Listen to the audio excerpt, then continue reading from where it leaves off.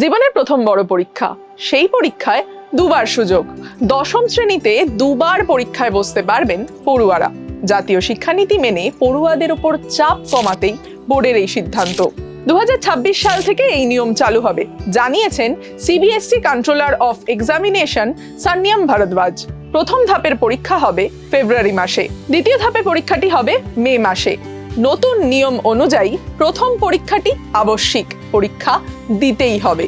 সেই ফল পছন্দ না হলে দ্বিতীয়বার পরীক্ষায় বসতে পারেন পড়ুয়ারা। তবে অভ্যন্তরীণ মূল্যায়ন কেবলমাত্র একবারই হবে। প্রথম ধাপের ফলাফল এপ্রিলে এবং দ্বিতীয় ধাপের পরীক্ষার ফলাফল জুনে ঘোষণা করা হবে। শীতকালীন স্কুলের ক্ষেত্রে এই নিয়মে ছাড় দেওয়া হয়েছে সিবিএসইর তরফ থেকে। সিবিএসই বোর্ডের নতুন নিয়ম অনুযায়ী ওই সমস্ত বিদ্যালয়ের দশম শ্রেণীর পড়ুয়ারা বোর্ড পরীক্ষার ক্ষেত্রে দুবারই সুযোগ পাবেন। ফেব্রুয়ারি মাসের প্রথম পরীক্ষাটিতে বসতেই হবে এরকম কোনো আবশ্যিকতা তাঁদের জন্য নেই।